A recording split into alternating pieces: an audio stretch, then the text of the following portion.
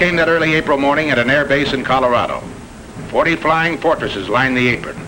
4,000 men march out for a final inspection. They've trained long and hard with these ships, the 400 men who fly them, and the 3,600 who work to keep them flying. Now the 351st Bombardment Group is ready. By the dawn's early light, it assembles for overseas combat. You're on your way, Joe. This is it. With his staff, Colonel William A. Hatcher, Jr. looks over his 4 squadrons. You feel the old man is proud of you. He finds no fault with you today, nor you with him. You'd fly his wing to hell and gone. Sergeant Philip J. Halls, top turret gunner from Springfield, Missouri. He feels that way. So does his pal Kenny, Sergeant Kenneth L. Halls, ball turret gunner from Perkins, Oklahoma. Related? No. They think they might have been several generations ago back in Germany, but now, just 2 guys with the same uncle, Sam. Meet their pilot, Lieutenant Theodore Argyropoulos of Redding, California. Argy's brother is in the Air Corps, too. Their dad was born in Greece. Yes, the Greeks have a word for it. Fight. Their bombardier, Lieutenant Daniel F. Stevens of Chicago. He can bat 1,000 with a Norton bomb sight. Sergeant Paul J. Posty, ball turret gunner. His dad came from Italy. Paul was formerly a pastry cook. He's got 1 brother in the Navy. Another, a Marine, missing in action. Here's Sergeant Tim Tutchin, tail gunner from Mariana Lake, New Mexico. On the reservation, they named him Aki. That means boy in Navajo. Uncle Sam's boy, too. A few last-minute instructions, and we're off. The compass points northeast. Take another look down there. That's your part of the earth. Out of that desert, those mountains, those fields has grown the American way of life. What you're fighting for. You remember the Colonel's quiet words? Men, the enemy has asked for it. Let him have it. Seek no quarter, nor give any beyond reason. Be firm, be just, and Godspeed you all. 8.5 hours out of Newfoundland, another sunrise. It's rising out of the red of battle, this sun. But 40 more B-17s, 3 minutes apart, have roared across the Atlantic night. The Irish coast looks up to say, top of the morning. And a lake in the Ulster Highlands gives the navigator a checkpoint. Off the Scottish coast, Dernya Craig is a signal for right rudder south, across the English Midlands. Pilots are impatient with the lack of sleep. Head up, boy. Pour on the coal. Let's get there.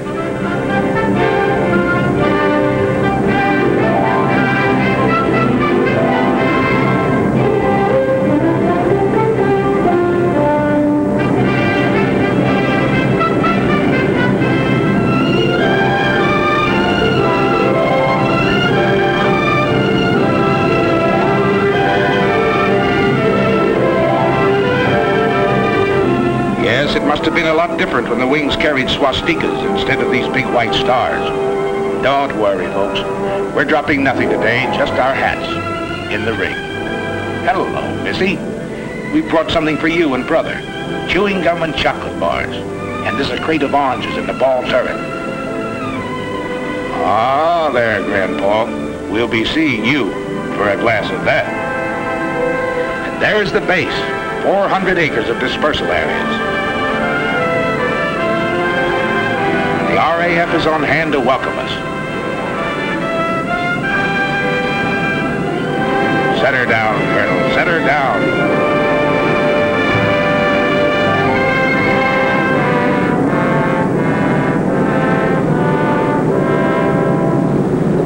The 351st becomes part of the 8th Air Force. We've reached the battlefront. The combat crews move into English barracks. They give them those simple, quiet names for which Americans are famous.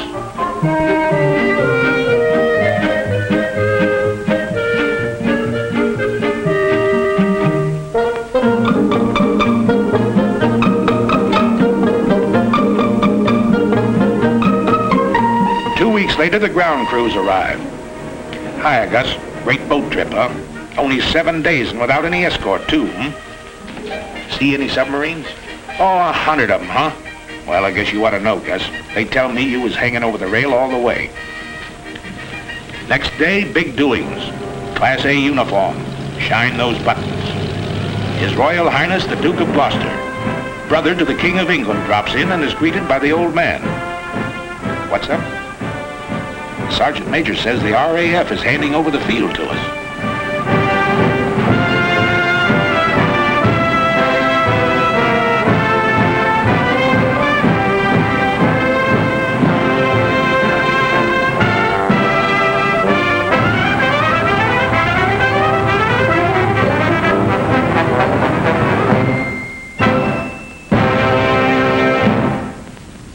On behalf of the Air Ministry, I hand over this aerodrome complete with buildings and equipment for your safekeeping.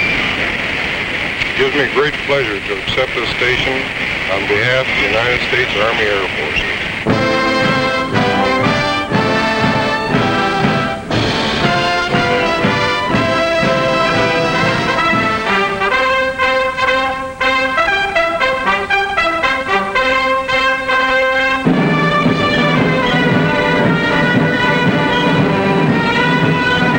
Okay, RAF.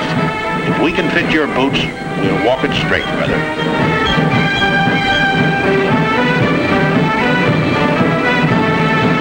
Another surprise visitor. General Arnold himself doing a world inspection flight. He tells you you've got a tough assignment.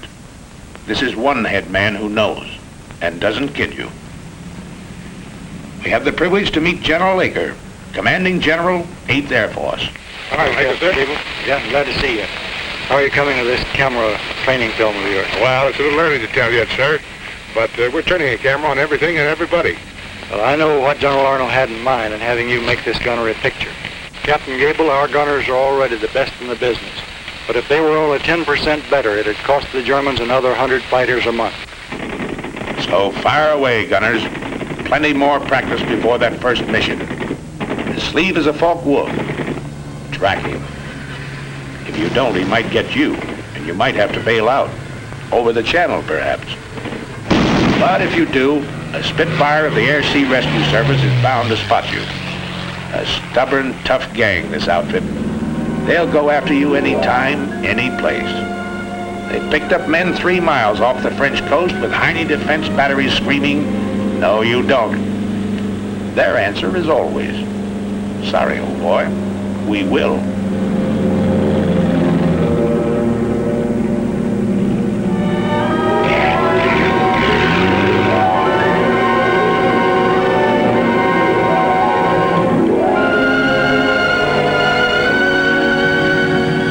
Work on your identification of aircraft. Over here, it's with a real McCoy, such as this captured Ju-88.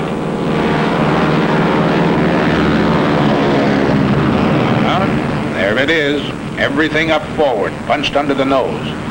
But the Canadian pilot says it's a sweet flying ship. Yes, sir, a dangerous all-purpose aircraft. Or the Heinkel 111K. He's a bad hombre, but he makes good airplanes, gentlemen.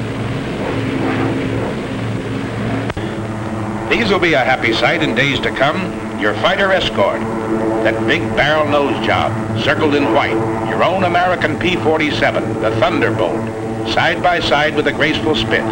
These are what you don't shoot at.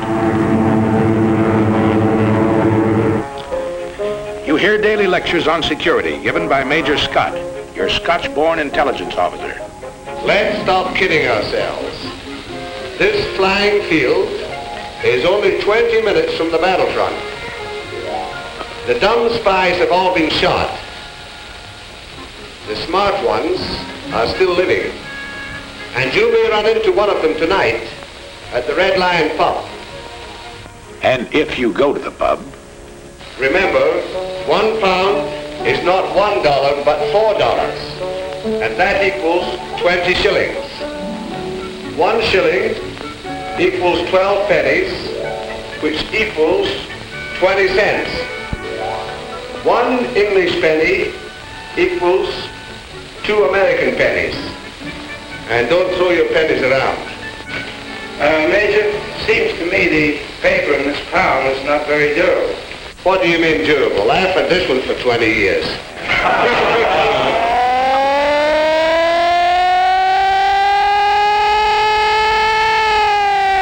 What is it, Fred? What is it? One of those bitter lessons you learn in training. Flying close formation in rough air at low altitude is no good, gentlemen. Save that for high altitude, when you're headed for the target.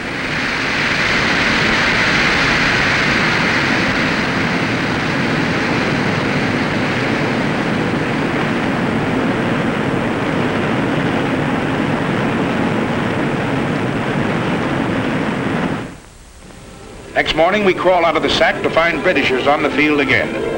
Big Halifax bombers that had blasted Berlin during the night. Their own field was closed in by weather, so they dropped in on us for breakfast.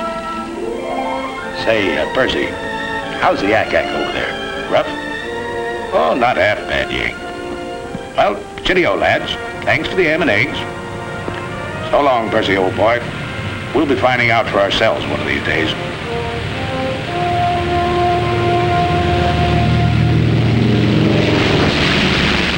That day arrives. The order comes over the teletype.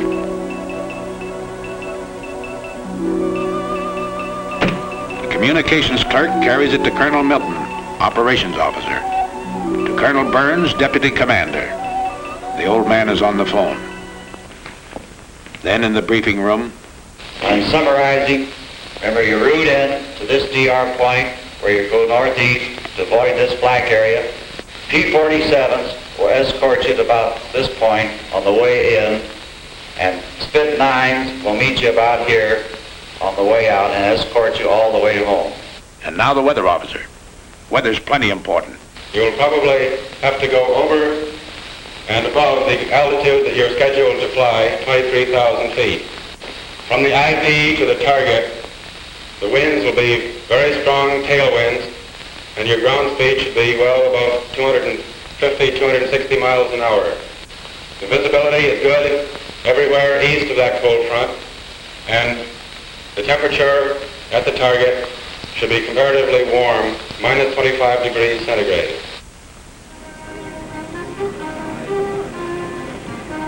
Today is your baptism of fire. If Lieutenant Argyropoulos... Today is your baptism of fire. If Lieutenant Argyropoulos ever felt responsibility, he feels it now. In the armament shop, his crew is picking up their guns. Now remember, fellas, don't let them get too close trying for a sure kill. Your main job is to bring these airplanes back. You got plenty of ammunition. Keep them out there at long range. Oh, we know. They've given you an easy hop. Only 3.5 hours in and out. What they call a milk run. But you'll remember this first mission. You don't admit it now. You wouldn't show it for the world. But later you find out everybody else felt the same way you did. Flash order from Wing headquarters.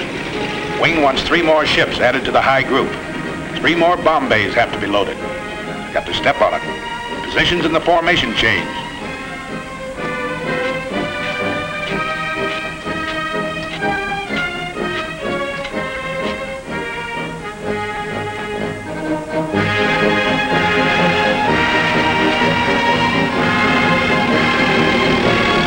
This doesn't concern Sergeants Kenny and Phil Hulls. Gunners think only of smooth working guns and plenty of ammunition.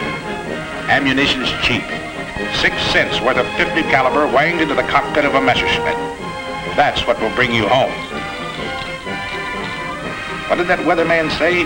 30 below over the target? Electrically heated suits. The Air Corps dresses for every occasion. Yes, everything has to be right, brother. Check everything. Every strap tight. Every buckle set. Everything understood. You get into your flak suit. Mighty heavy material, but it wears well, the man says. A thermos of hot coffee. The joker who brings it says it'll help keep you awake. Ard straps on his throat mic. Over this intercom system, he'll be able to talk to every man in the ship. And they can talk to him. They'll be talking for keeps today.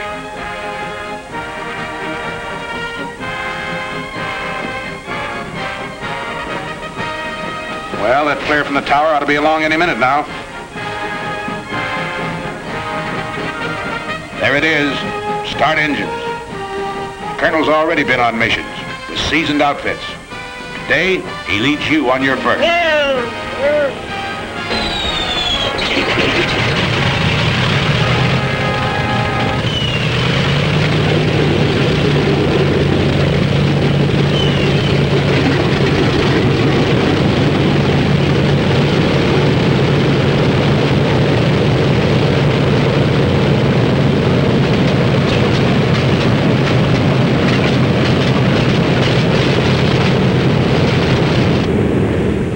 Second flare.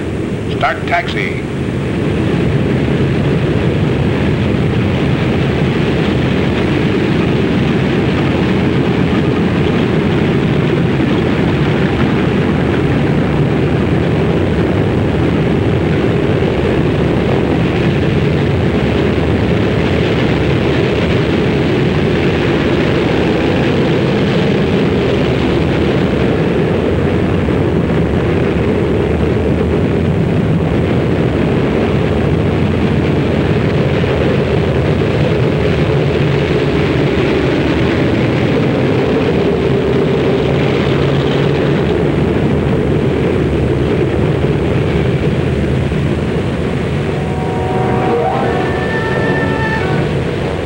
Punch wing to wing at the start of the runway.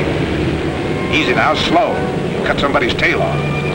Rev her up and ride those brakes hard, Fred. Roger. You keep your eye on the tower. Take off. The old man leans full on his throttle. At 15-second intervals, you follow.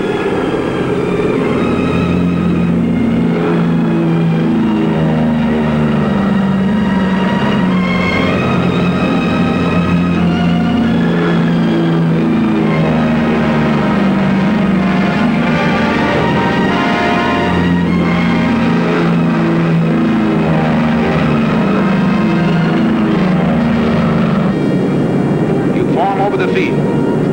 You're on your way.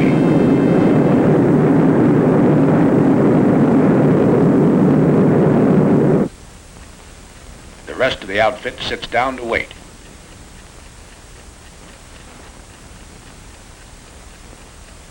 Go ahead, Mike. Your deal. Come on, I cut. Oh, okay.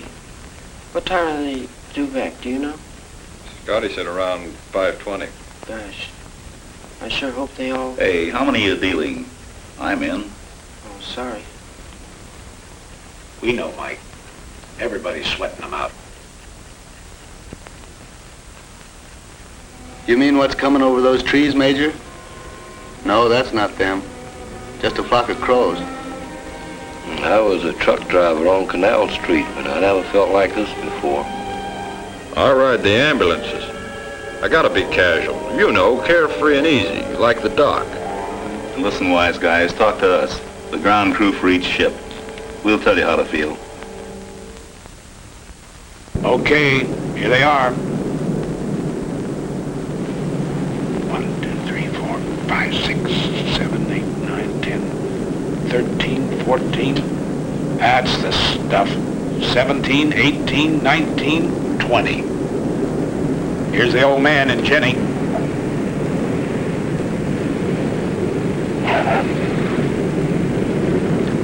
Yeah, that's your ship, Corporal. You can uncross those fingers now. 627. That's Joe Frischholz. A little hot, Joe, but you're a hot pilot.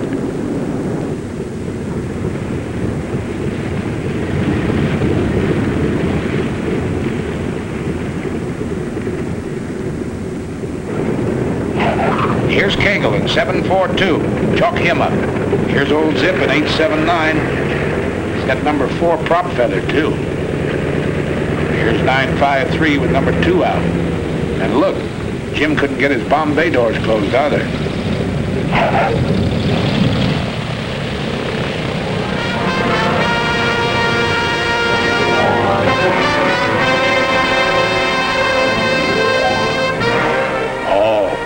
OK sign, huh, Sergeant? Must have laid him right on the nose. Yep, Oldie says he saw him land right on the MPI. Nice bombing, Steve. That's from me, Pete Provenzali, your navigator. Okay, Phil, chalk up number 1. Nice driving, Captain Arch. You sure know your evasive action. Uh-oh, Harry caught something. A 20 millimeter right across his radio. Arch looks at a hole in the horizontal stabilizer. Nothing at all. Hi, Pete. Come on, let's stow these guns and get to interrogation. Yeah, you're feeling pretty cocky. Nobody blames you. It's great to get that first one over with.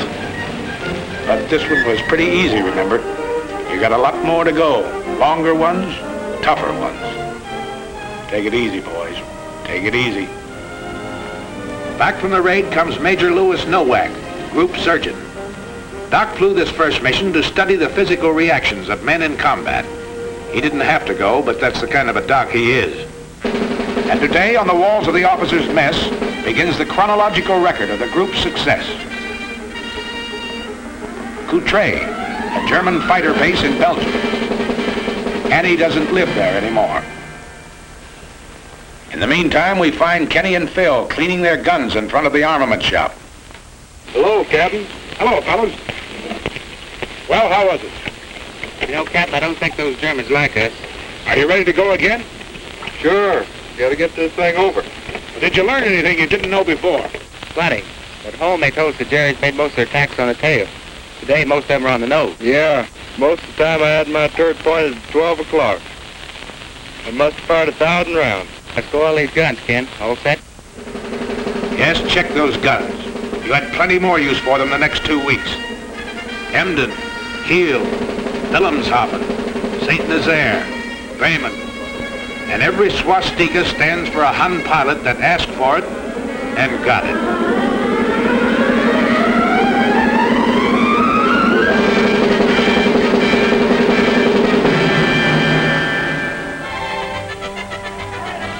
Came days when enemy targets were hidden by weather. So the more energetic of you found relaxation in peaceful combat. While the more studious men discussed tactical chart group like Kenny and Phil, went into the nearby villages to visit the quaint old cathedrals, churches and shops in the English countryside surrounding us. Or on days when they were confined near the base, the old cathedrals and shops would come out to see them.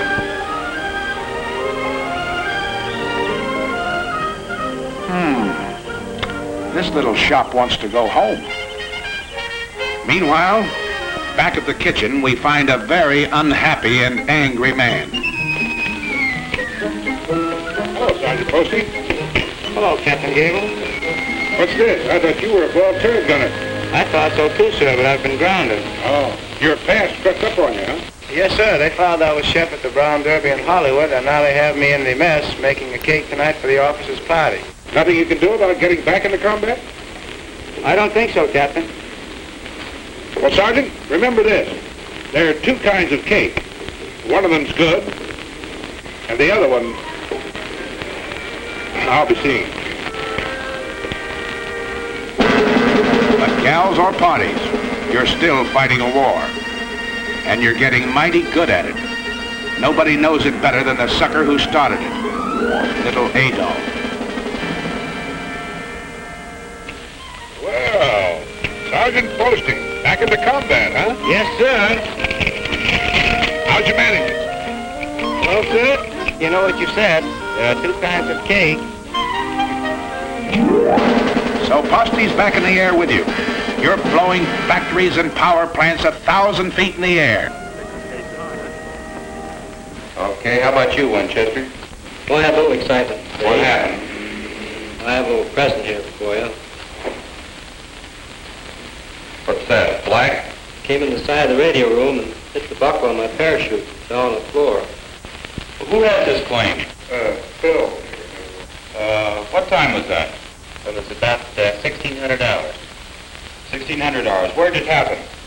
You know, that's what it Well, yeah, it's right here, just east of us. East of Austin. That's right.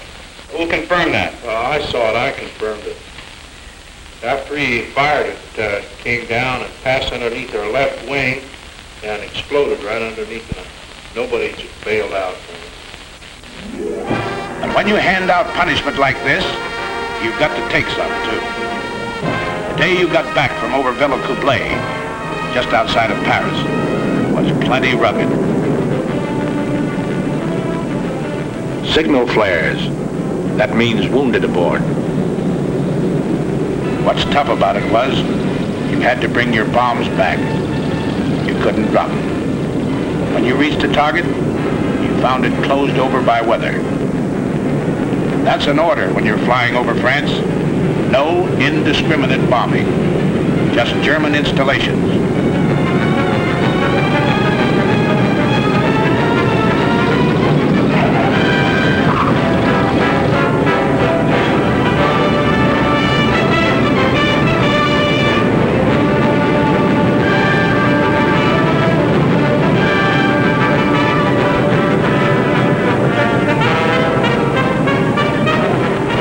Colonel Milton, who led the raid, is a tired, sick guy this day, and nobody blames him. He had to fight his way 3 hours in, 3 hours out, under constant attack by over 200 Messerschmitts and Focke-Wulfs. He lost men, he lost ships, and couldn't strike his blow. That's rough. Here's Peter Provenzale. Remember him? Arge's navigator? Today he got a 20 millimeter through the leg.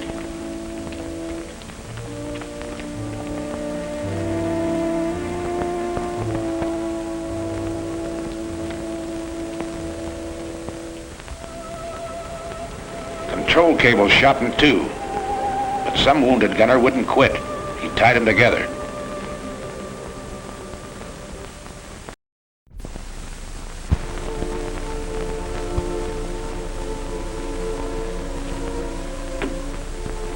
Who's in there?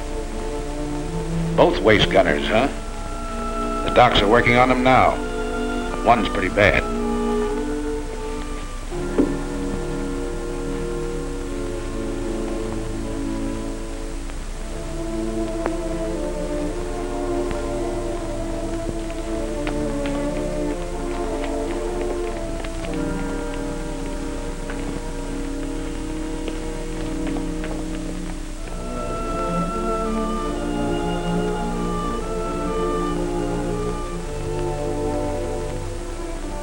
Easy now, you guys. It's Bob Wallace, co-pilot. They slammed one through the cockpit, tore into Wally below his knee.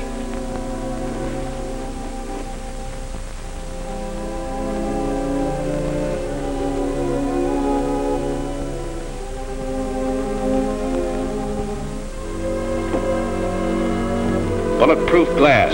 Well, Sergeant, guess you live right.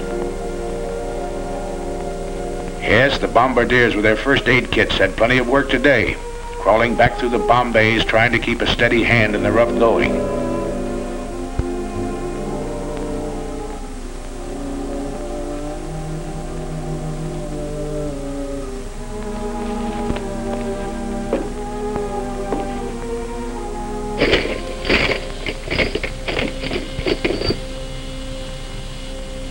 Many of your pals left you that day.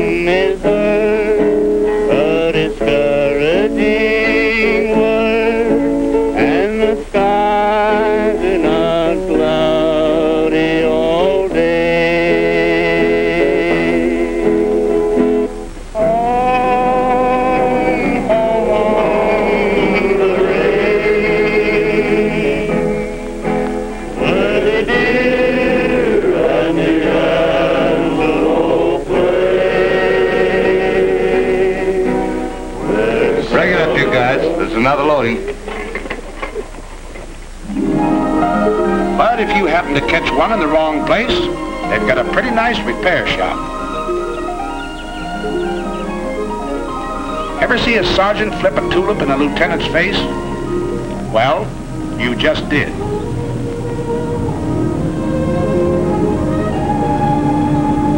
Yeah, while the gang at the base carries on, you can take it easy for a while.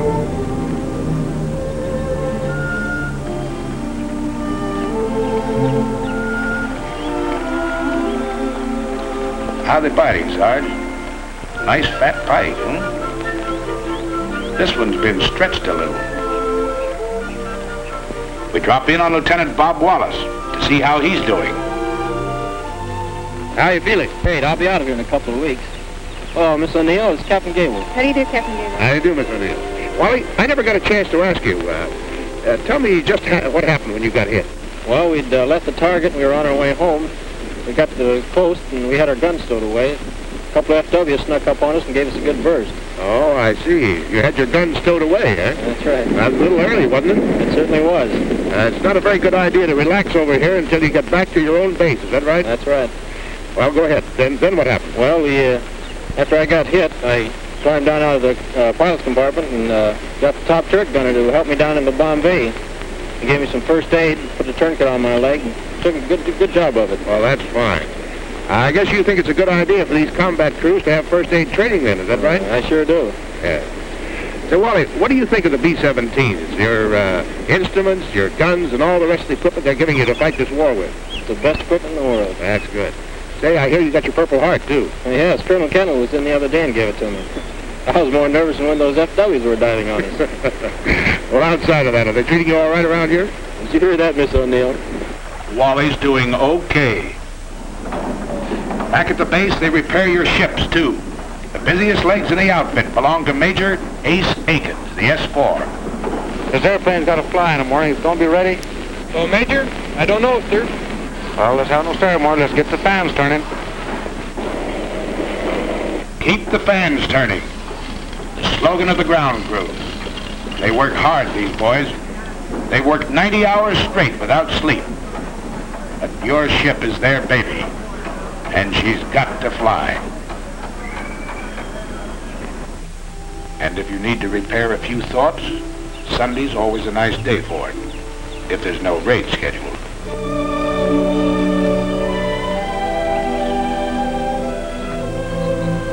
What do you know, kid? This church was built 900 years ago.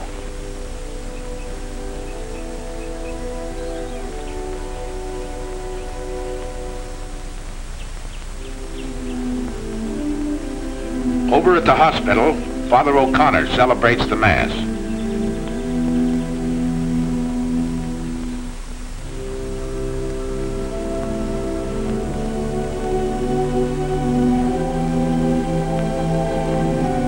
The boys receive Holy Communion. Here's Pete Provenzale. He's leaving the hospital tomorrow.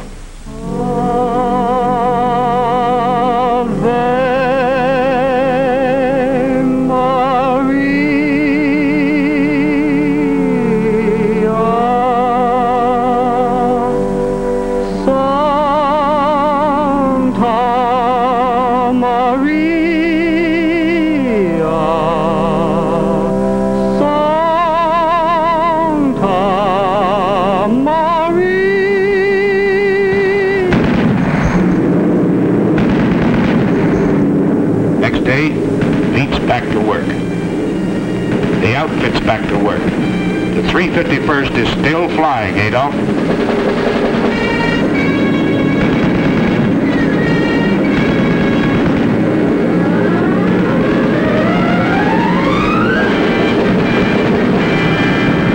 Attention to orders. General orders number 93. Headquarters 8th Bomber Command. 11th July, 1943. You can't get out of it, you know. They pin medals on you for this sort of work. It's not so much a thrill for you. It's a big kick it will hand the folks back home.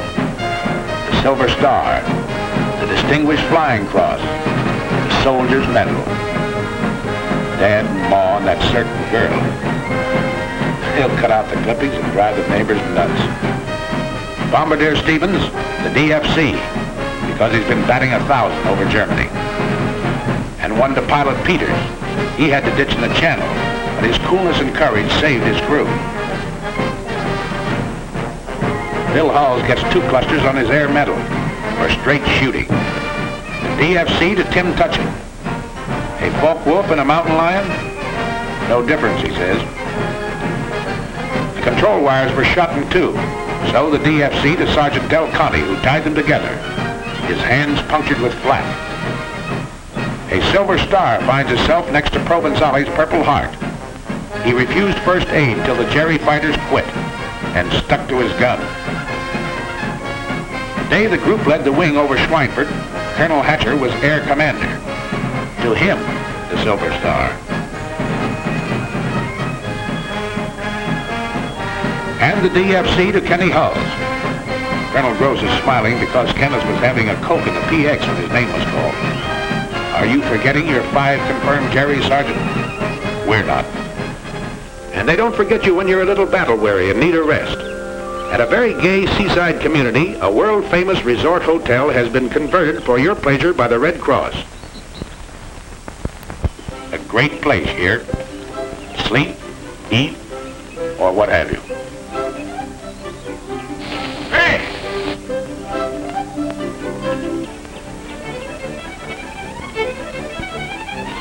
Not on your life, Clark. None of that here. Oh, but look, Arch, just a few shots. Oh, we're here for a rest. Right, you guys? Right. Well, all right, then. How's this? I'll follow them around with a silent camera for 1 day. They won't have to say a word. Good deal? Good deal. An English Surrey with a fringe on top. Nice fringe. Carry you to the old swimming hole.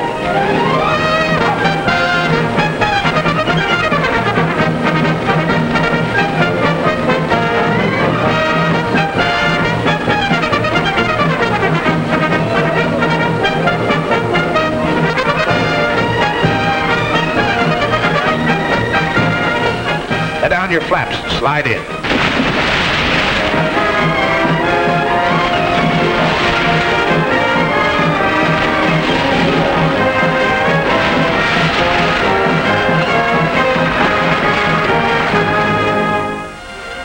Now let's see what the boys back at the base are doing. Why, they're getting a few laughs too. We'll let the man who's handing them out tell you about it. Hello, everybody. This is Bob, somewhere in good old Jolly Hope, laying a few eggs for the boys that really know how to lay them. Yes, sir, this is one of the happier cow pastures that we worked in over there in England. And look who's dancing. You know, I used to dance with Fred Astaire when we couldn't get girls. And right here you see Jack Pepper, which you hear through the courtesy of his draft board. This picture's a little dark, I understand, but after we were there a couple of weeks, we got a little braver and we started to work with the lights on. This is really a great, great crowd out there tonight. And I understand Rhett Butler is on the fringe of the crowd. They tell me that they stopped him from flying in those B-17s. They claimed his ears held the plane back. Nice little scene. Shows Pepper trying to get his expense money. Look at that mob. You should have heard him cheer when Francis Langford walked out and when Tony Romano played the guitar. Yes, sir, you'll never know how this bunch of boys picked up our morale. And again, the weather breaks over the continent, and the handwriting on the wall spreads your story. You're into the 3rd panel now. You've been out 8 days in a row and done a doubleheader over France on the 9th. This man's Air Force is piling it on. New combat wings have been added. New air divisions formed. So you're not very surprised when General Aker comes that day. Something big is up. He goes into the briefing room to confer with the old man and his staff. They call in the squadron commanders, even the flight commanders. What did he tell them? Your 4 squadron COs, they know, but don't talk. Just grin a little with excitement. It's something big, all right, because the bomb dumps have been getting plenty of heavy stuff lately. And a loading order came through this afternoon. Stand by. More than that, wing racks. We're really going to pile it on.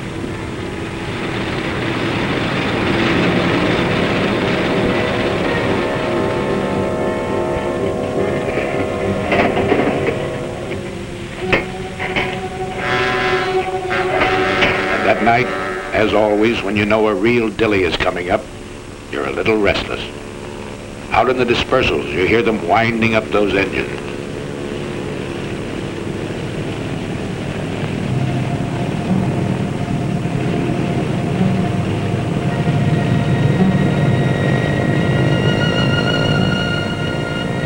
That's all right, ground crew.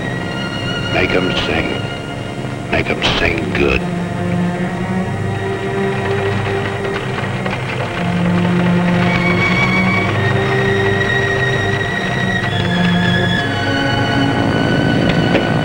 All right, you guys.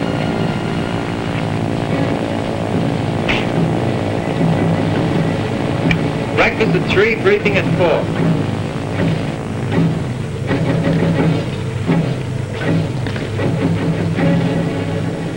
Okay, man.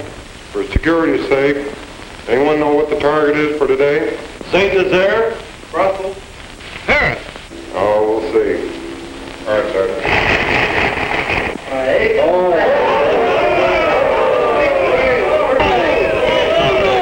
Sprechen Sie Deutsch? This was the longest penetration for this group. We've got an A+ target over here. We've got to get it today. Okay, gentlemen. Stations are at 5:05. Start engines 6:05. Taxi at 6:15. Takeoff 6:30. Got it? That's all. Okay, man. Let's go get this target and then we'll take the jet.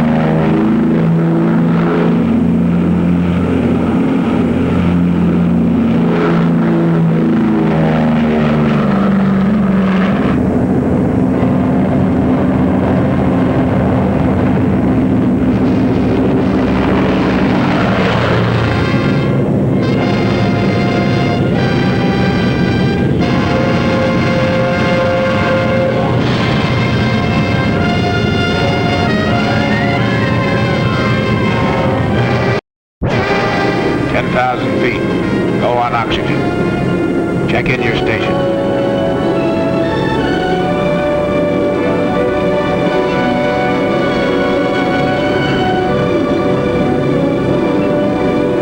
At the designated splicer point, still over friendly territory, you rendezvous with other groups. Your combat wing banks into position. Then wing after wing, as far as the eye can believe, the attack forms. It heads for its assigned targets 500 miles away. Up until this moment, your fighter escort is still on the ground, guarding its limited fuel capacity. Now flight control gives a signal to the Thunderbolts. They climb upstairs to overtake you.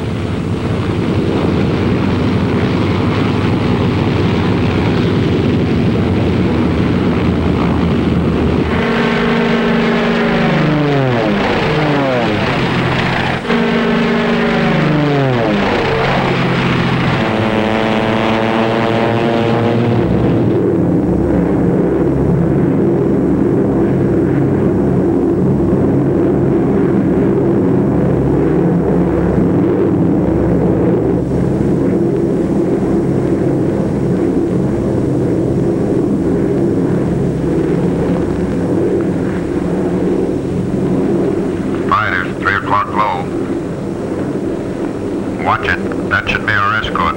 You're right, sir. 47s.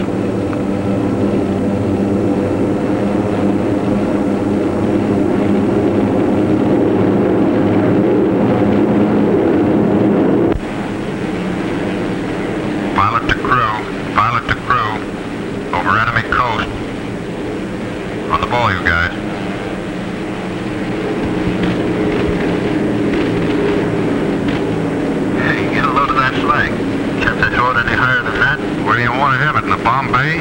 Why don't you lean out and smell it? That's right, you guys. Laugh it off. Right now, a bum joke goes better than 2 fingers of rye. Around 3 hours out, Arj looks at his watch. He knows it's time for the fighter escort to turn back. From all over the ship, you watch them leave. You're really on the ball now, because you know that enemy fighters will appear any minute. They know exactly where you are. They've been watching the stratosphere condense off your wingtips, giving you away in long trails of magnificent treachery.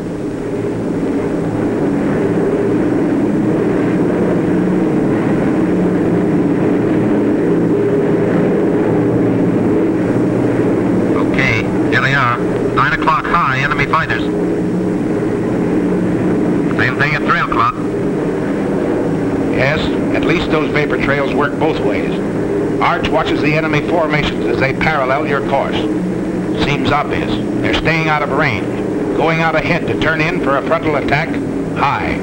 All turrets swing about to help guard the rear. Top turrets hunt the sky above in all directions. There's some more out there. Keep your eyes peeled. Now it comes. The enemy pours in at you from every point on the dial.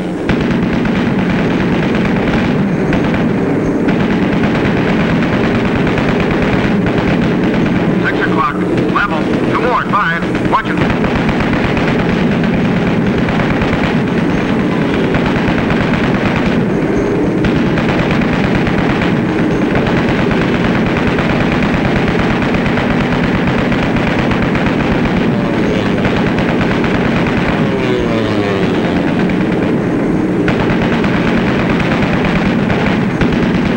Get that one at 3.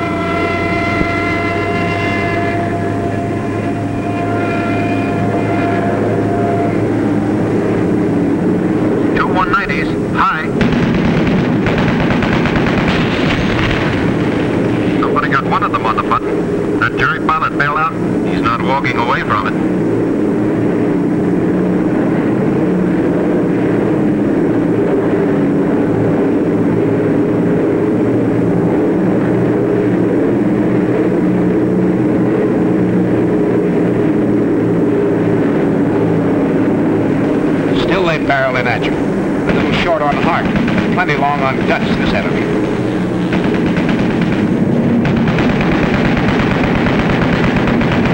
Another 17 hit. And again, you have to close the gap in the formation.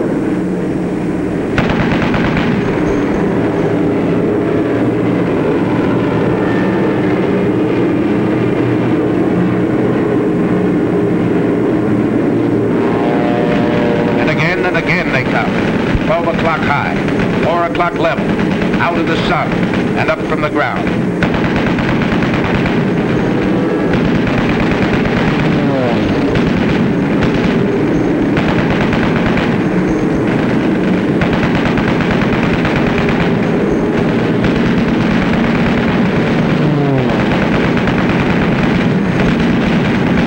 Two more coming through. 5 o'clock.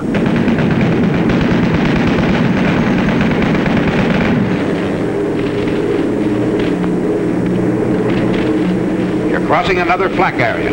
It's heavier this time, so black and thick you can almost hear it, and it's more effective.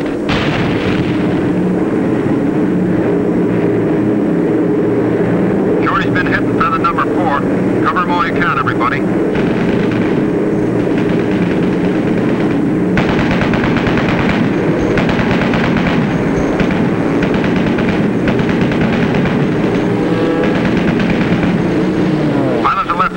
Pilot to left waist.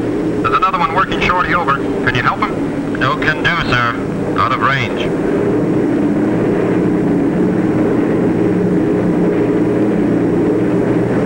Beginning of smoke screens announces the approach to the target area. The enemy's been caught off guard. He's trying to cover up. Too late. In desperation, through his own flak, the final Hun fighter makes a pass at the low squadron. Driven off, but still.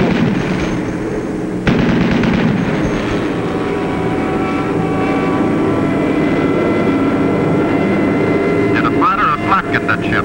Flak, I think.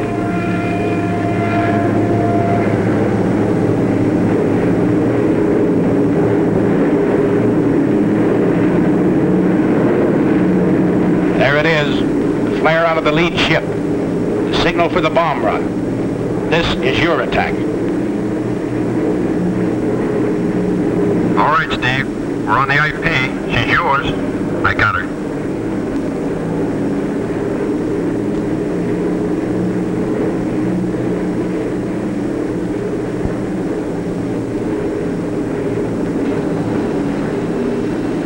Bombay doors open.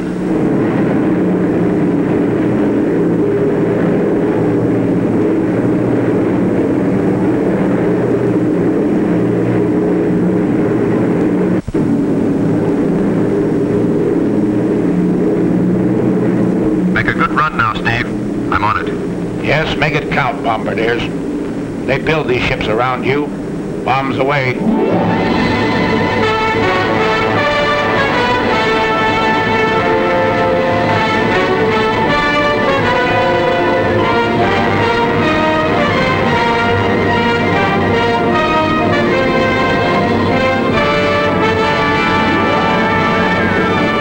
The lead group picks out its MPI in the dock area. Let's go with the heavy stuff and the big incendiaries. The high group heads for the industrial section and hands out the same medicine.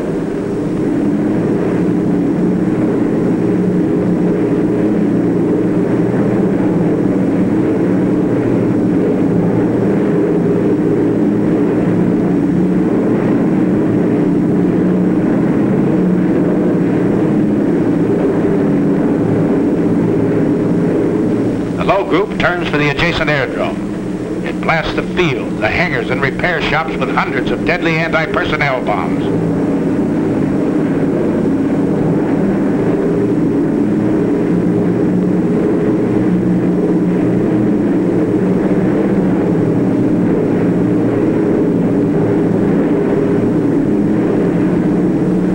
A nice pattern, bombardier. Good deal. You can't hear what's going on down there, 5 miles below you.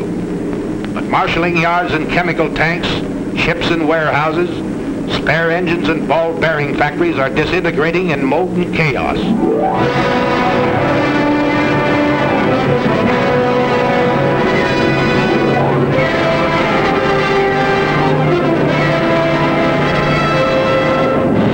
It's thunder out of the Alleghenies, Adolf. You said Americans were soft and decadent? Well, here's a red, white, and blue headache that'll help you change your mind.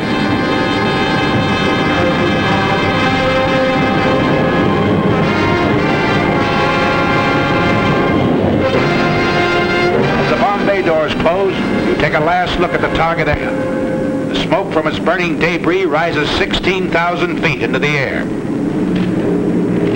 More flak. The aim's still good down there.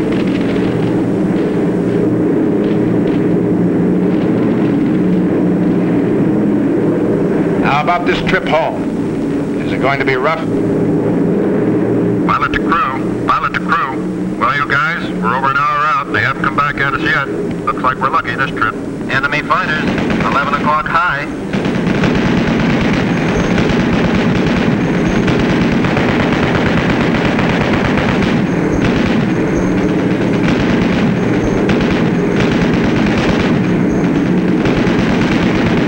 Another 1 o'clock high.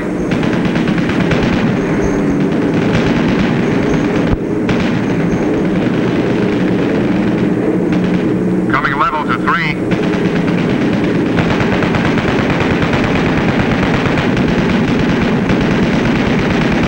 MW's 8 o'clock high. You don't want it. ME 110, 1 o'clock high.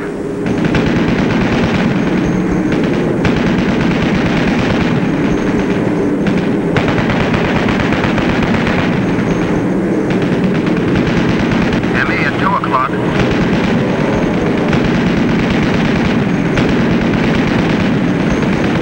I got him. I'll say you did. He isn't bailing out either. Another 110 at 10 o'clock. He's yours, kid.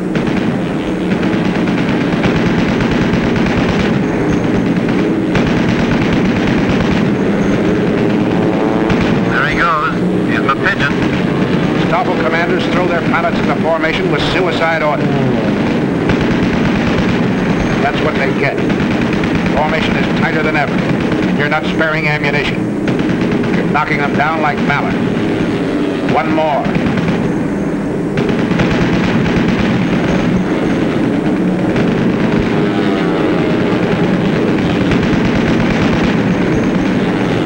And another.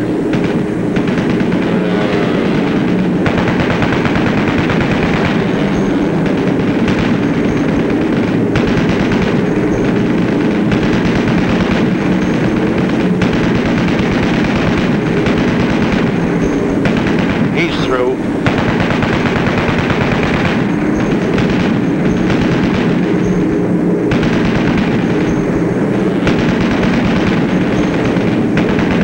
Here's one right behind him, Steve.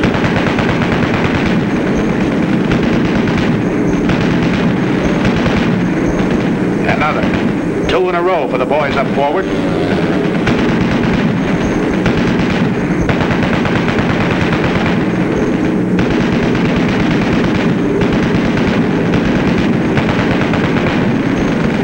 That's mine. You see him, kid? Sure do. I'll confirm him all right.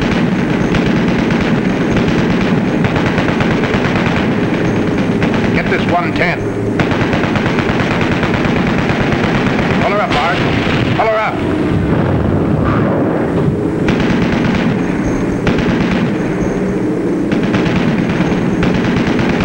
FW, 3 o'clock. Take to him, Joe. Hold your fire on that 190. That's a spin on its tail. Yeah, our fighter cover's good here. Out of 4 spit. Gee! I tail it, Jerry. It's over the dick, pal. Look at that spit. Ride him down. Oh, you sweetheart. Good night, sweetheart. Till we meet tomorrow. Good night, sweetheart. Sleep will banish sorrow.